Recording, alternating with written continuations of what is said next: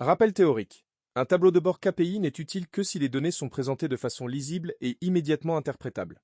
Le choix du visuel n'est pas une question d'esthétique, c'est une décision analytique. Chaque type de graphique répond à une question précise.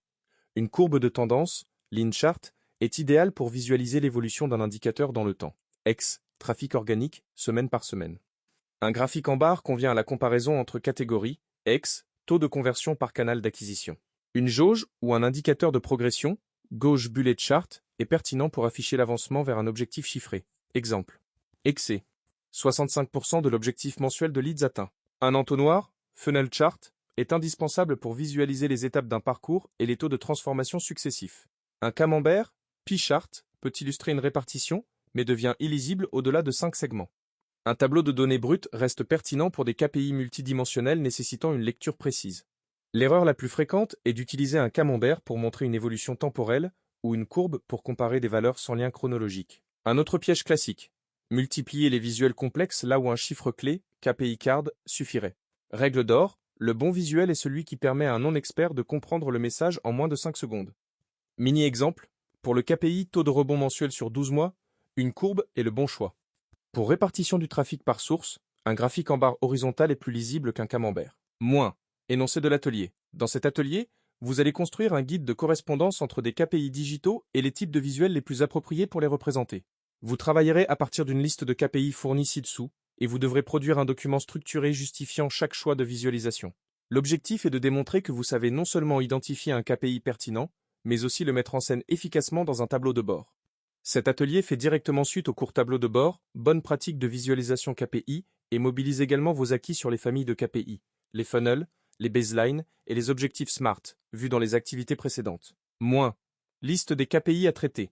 Vous devrez sélectionner et traiter 8 KPI parmi la liste suivante. Vous pouvez tous les traiter pour aller plus loin.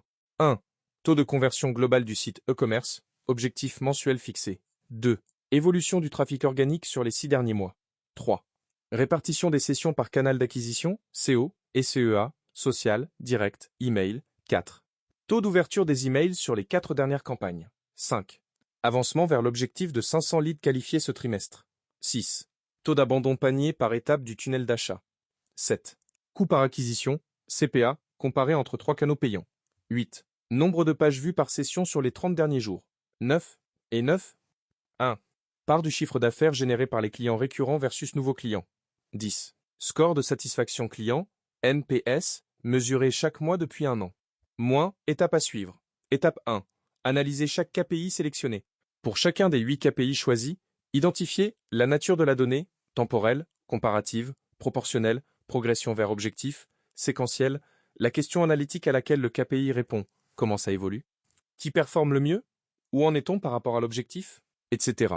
Et le public cible de ce visuel, direction, équipe opérationnelle, client. Étape 2, choisir et justifier le type de visuel.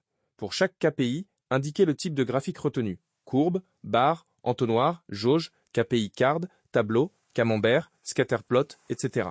Et rédigez une justification de 2 à 4 phrases expliquant pourquoi ce visuel est le plus adapté. Mentionnez également un visuel alternatif que vous auriez pu choisir et expliquez pourquoi vous ne l'avez pas retenu. Étape 3. Identifiez les erreurs de visualisation à éviter. Pour au moins 3 des KPI traités, décrivez un contre-exemple quel serait le mauvais choix de visuel pour ce KPI. Et quel problème de lecture ou d'interprétation cela provoquerait-il concrètement? Étape 4. Proposez une maquette de tableau de bord.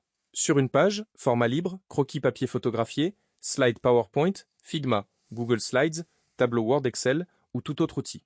Proposez l'organisation visuelle d'un mini tableau de bord regroupant 5 de vos KPI. Positionnez les visuels de façon logique, les KPI les plus stratégiques en haut, les plus opérationnels en bas, et indiquez pour chaque bloc le type de graphique utilisé. Pas besoin de données réelles, des données fictives ou des libellés suffisent. Étape 5. Synthèse et réflexion critique. Rédigez un court texte de synthèse, 10 à 15 lignes, répondant aux questions suivantes.